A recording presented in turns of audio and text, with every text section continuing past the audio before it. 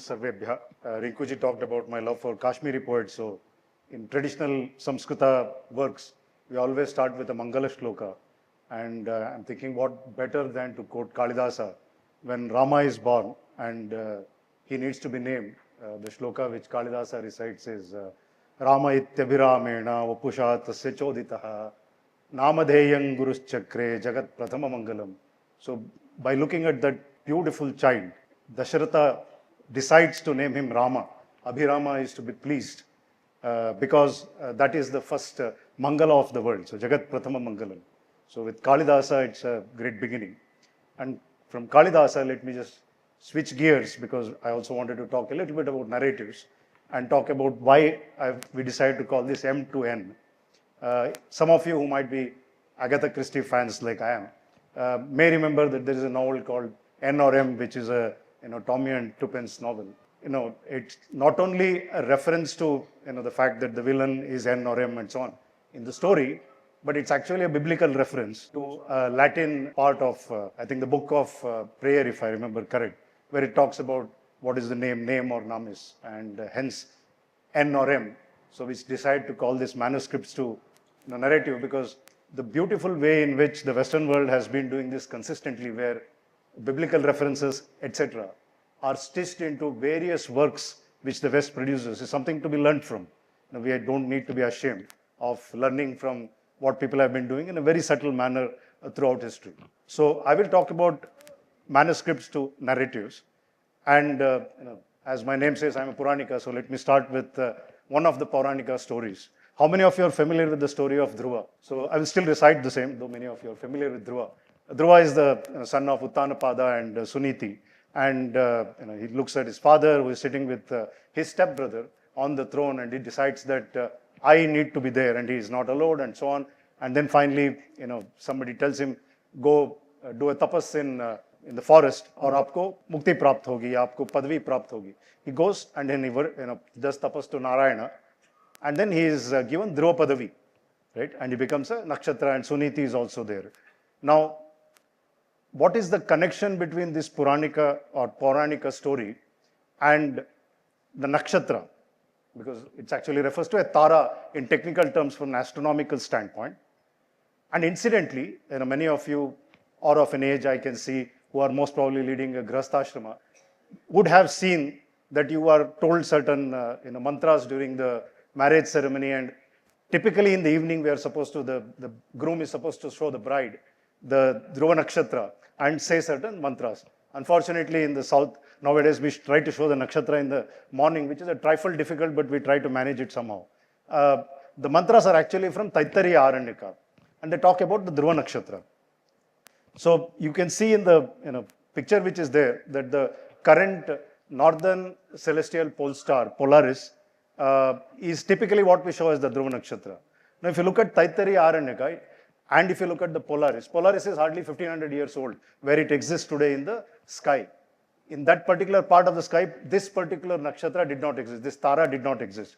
So what is this Dhruva Nakshatra which we talk about? So from the Puranika story to Taittiriya Aranyaka, what are we talking about as a civilization? A beautiful paper by Professor R.N. Iyengar in the year 2011 talks about this in an extensive manner. We talk about the pole star in Taittiriya Aranyaka. In the Shanti Parva, Bhishma talks about it, saying, by the way, I am seeing that even the pole star is moving, right? Dhruvapi Gachati, and so on. So there are references to the pole star in multiple different works in India. I named a few of them here. Most of this work is from Professor Iyengar's paper. And what he shows is the fact that if at all we are talking about a pole star in the northern celestial pole, NCP, we are most probably talking about Alpha Turban in the Draconis constellation. What it implies very clearly, because of the precession of Earth and so on, is the fact that most probably Taittiriya Aranyaka would have been written between 3200 BC and 2500 BC, because that is when Turban used to be the pole star in this part of the world. It could not have been either earlier or later. Now, why I bring this up is because I just thought of a couple of things, right? One is, incidentally, it talks about the constellation of Shinshumara, where Dhruva is at the tail and so on. The technical paper is brilliantly written. Actually, one of the most lucid papers, which most of us who may or may not be familiar with astronomy can easily relate to. What are the implications of this research, right? The most obvious one is the fact that it dates certain, date range is given for Taittiriya Aranyaka, which is straightforward.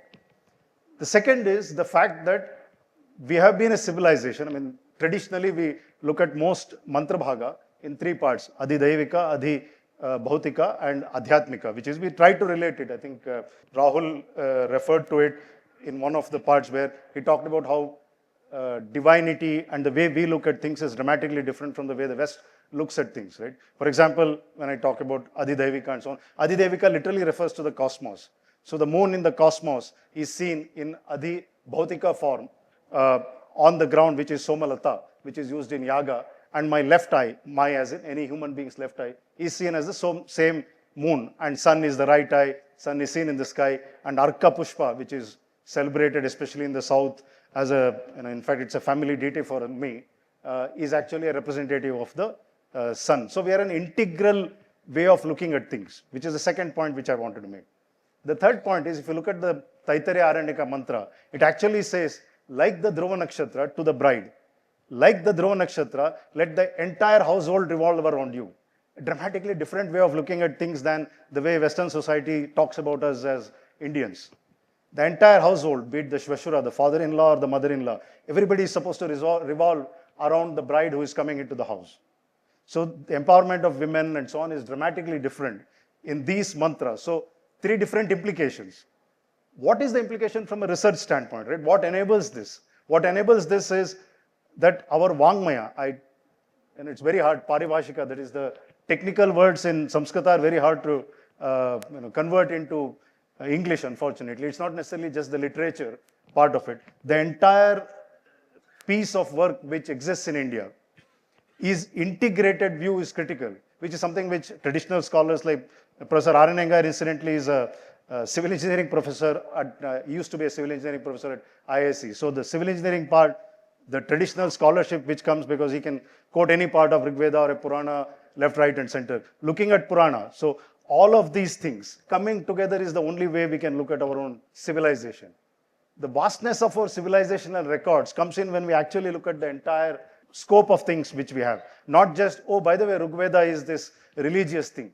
There is far less religion there than most people think about, simply because people may not be familiar with what exists in the Rig Veda or in any of the other parts of the Veda.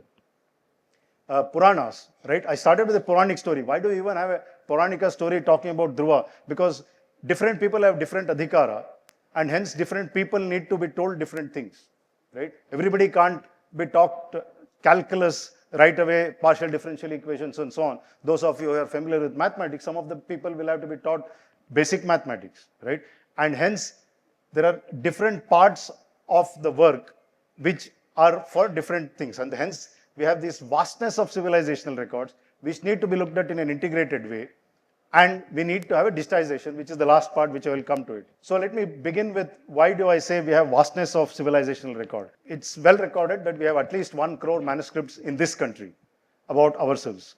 Professor Vivek Debroy, the late economist, estimated that number of manuscripts might be as large as 3 crore, which is not a small number, because if I contrast that with the other older civilizations, Greece has most probably about 20,000 odd manuscripts. We have found about 60,000 odd manuscripts in China. We are several orders of magnitude larger than any of these other older civilizations. Orders of magnitude. We're not even talking about, couple of times, 3 times, 4 times. The number of inscriptions which are there, ones which are recorded are about 80,000. Again, the number which is quoted, estimation is about 3 lakh inscriptions which are found. Now, I'm not even talking about all the poti which exists in Prayagraj or in Varanasi and so on, which record lineage, etc. All of these are important records. You will find records in some of the works which talk about how to measure rainfall. Drona, what is a Drona, what part of India, how much of rainfall used to happen, etc. Right? All of these are recorded, copper plates and so on. This is the vastness of our civilization in terms of record keeping. So don't be And one of the myths which people think is that we have very little record of the Indian civilization, which is absolutely incorrect. So the ability to bring all this fragmented work is enormous. Incidentally, another myth which people talk about, especially from the part of the country where I come from, people say that, all this Samskrita is new, we were completely different and so on. The largest number of manuscripts related to Samskrita which have been found are incidentally from the state I come from, which is in Karnataka, right? One of the large pieces, right? From 4th century Talagunde pillar, which talks about Kanchi, how Samskrita is very important, etc., to Trishailam copper plate, which incidentally is records the Vijayanagar kingdom's Halley comet discovery. They actually record saying on this date we found this comet and so on. The Aihole inscription, which references both Kalidasa as well as Bharavi. So you can date saying if this inscription was at such and such stage. All of this is in Samskrita, by the way, because there is this notion that South is somehow different from the northern part of India, etc., which is all frankly BS. And the enormity of inscriptions which you will find in the South, largely because of what Rahul referred, which is that there have been far fewer demolitions and so on in that part of the country than in other parts of the country. Unfortunately, our ability to produce the kind of scholars like Professor Aranyaka is not great, right? That limits what is possible. So the only way forward is for us to be able to digitize all of this enormous amount of work which exists in India. The sad part is that I talked about the fact that we have maybe 1 to 3 crore manuscripts. The searchable, truly digitized, not photographs, truly digitized work where, for example, somebody wants to search whether a specific usage of a word, whether a specific reference exists in a certain work and so on, is very, very little, very, very little. I will give an example of mathematics. Professor M.D. Srinivas, Mandyam Srinivas, who incidentally got Padma Shri this year, wrote a paper in 2019 about mathematics and astronomy.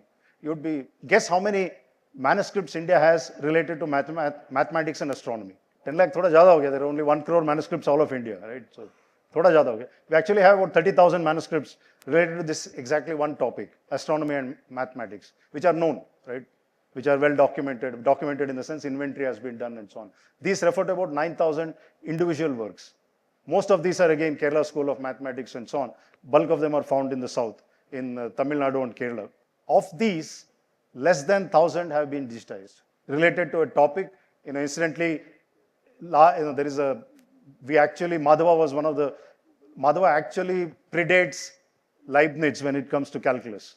The kind of formula he talks about, differential calculus and so on, is slightly before him, right? So I just wanted to put out the figures here to give you a sense for what kind of work is required in moving from manuscripts to narratives, because digitization is super critical and digitization done the right way. I've given you a few examples of where some of the works are. The largest library in India happens to be the Koba library in Gandhinagar, which has close to 4 lakh manuscripts in one place. Right? They've done a phenomenal job of actually taking care of the manuscripts. Unfortunately, the digitization is not as great. I will come to that part a little later.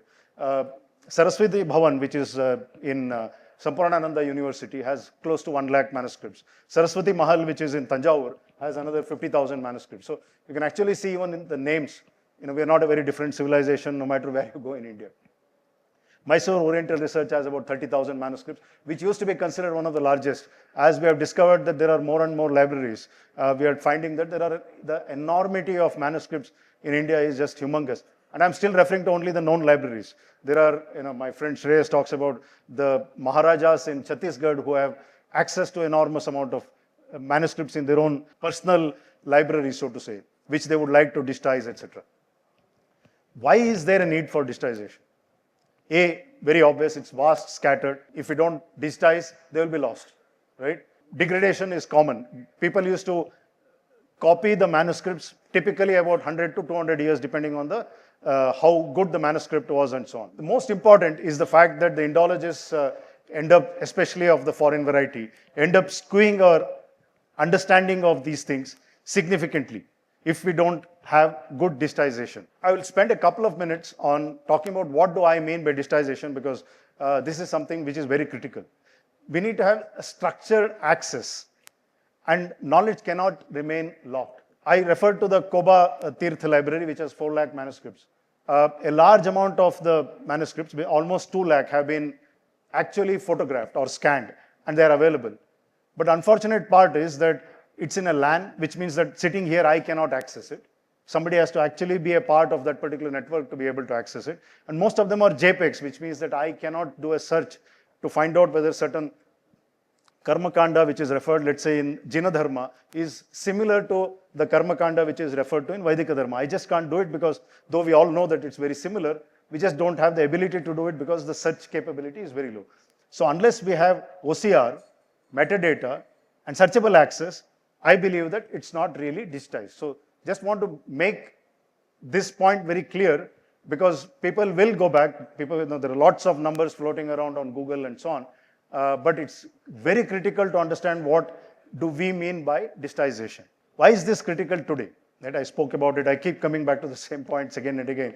Why is this very critical? Because, as in Ramayana, one of the places, Valmiki says, Punarayaman Kapihi, the great Kapi came back. So it's critical to keep repeating the same point again and again until it's instilled in our own minds, especially my own mind. Because we will not produce the kind of scholars we used to produce once upon a time through the traditional learning mechanism, people who have familiarity with technology, people who have familiarity with mathematics or engineering or any other discipline, or the technical discipline in which that particular work is written. For example, it could be Shilpa Shastra, Agama Shastra, any of the Shastras. That is why it's super critical that we need to control this and we need to be able to do it today. Contrast this with the Western libraries. Western libraries have, in my opinion, about roughly 1% of the kind of manuscripts we have, just 1%. Though there are a lot of horror stories about somebody took this, somebody took that, etc., which is all hamari dharohar hai, parantu the amount they have is not very large. But they have 100% digitized. So this means that one Turushka, who may not necessarily be the best scholar in the world, has access and the ability to be able to do a quick search and be able to twist and turn. I will give an example of what do I mean by twist and turn. There was a book which I read about a couple of years ago, where this lady who is the author of this, one Malik, referred to the word Trivarga as the 3 upper castes. Now they have, this is very sad because nobody who has come through the Samskrita tradition will ever talk about Trivarga as anything to do with caste, because Trivarga always invariably refers to the 3 Purusharthas, Dharma, Artha, Kama, right? In that context, it's always that. You can't generally take an English dictionary and say Varga means, segment, or Varga means an ability to split something. So Trivarga will mean 3 something, and I will put whatever is my narrative, right? So it's critical that we have the ability to have the traditional scholarship combined with digitization, because then the traditional scholars have access to a vast enormity of manuscripts. All of this is a precursor to what I wanted to say, which is why MIDF? What are we trying to do with manuscripts and inscription digitization foundation, which is where I come from, right? Which is one of my, not necessarily my day job, but definitely one of the things which I love to do. Our idea is to be able to digitize and help other organizations who can do digitization in a structured, standardized fashion, create the process which allows for people to have access to these, have something like an archive.org with free access so that people can have true access to all of these materials which our ancestors have produced. So unified access, standardization of digitization, and empowerment of scholarship. These are the 3 focus areas of MIDF. Why do I keep going back to, why are we trying to do digitization as an organization? Scholarship typically goes in 3 ways, right? You need to have access to the old works which we have. Then people like Professor Aranyaka, who I referred to earlier, incidentally has also written a brilliant paper on, again, time of India, about Irina. People keep saying that Arya is related to Iran, because of the word, root word and so on. Actually, Irina refers to an animal in Gujarat. So he has written a brilliant paper on this. Any of you who are, I would suggest any of you who want to get some idea of the kind of work he has done to refer to any of the papers he has written. Work follows in 3 steps. Digitized work which people have access to, that is foundational. The second part is paper writing. And the third part is the kind of books which can come in. For example, the papers which Professor Michel Danino wrote in IIT Gandhinagar then paved the way for the books which Sri Sanjeev Sanyal wrote. or land of seven rivers and so on, right? So this is how, and then the narrative setting happens. We need to have the digitization, which is why we are focused on the foundational process so that we can create foundational infrastructure which is sustainable, access to everyone. One of the great poets of Kashmir is a gentleman, or actually was a king called Chandraka, who existed in, I think, 1st century CE or 2nd century CE. He's written a lot of works, especially on Nataka. Natya Prabandha is supposed to be one of his works. We don't have access to it because we don't know. Maybe it exists in Tibet because a lot of Kashmiri works ended up in Tibet many centuries, especially when the 7th, 8th, 9th, 10th century invasion started. I always, many talks I end up talking about him. Very fond of Kashmiri poets, from South. Incidentally, one of the surnames which is very popular in Kashmir for poets used to be Bhatta. So I keep making joke that maybe I am from that lineage. I have no idea, but I keep saying this. And Chandraka, we know of Chandraka because we have, in some anthologies, there is a reference to some line from Chandraka. And one of the lines most probably has one of the characters who is going to war. If any of you have seen old Hindi movies, they will swear saying, "Main jeet ke aaunga," or some such thing, right? And Chandraka says, "Yuddheshu bhagya chapaleshu name pratigna." Now, I don't swear in these for war because it's fickle. Bhagya chapala. One never knows whether you are going to win, you are going to lose. So I'm not going to have any pratigna. Yuddheshu bhagya chapaleshu name pratigna. Daivan niyachati jayancha parajayancha. It is Daiva, the Sukrita of mine, of old and so on, which actually will give me victory or defeat. Daivan niyachati jayancha parajayancha. Eshaiva me ranagatasya sada pratigna. This is my pratigna when I'm entering a war. Whenever I enter a war, this is the only pratigna I will do. Eshaiva me ranagatasya sada pratigna. Pashyanti yanna ripavo jaganam hayanam. That the enemies will never see the behinds, the arses of my horses. Pun intended. So with that note, I would like to end what I wanted to talk about. Thank you very much, and look forward to your support for MIDF.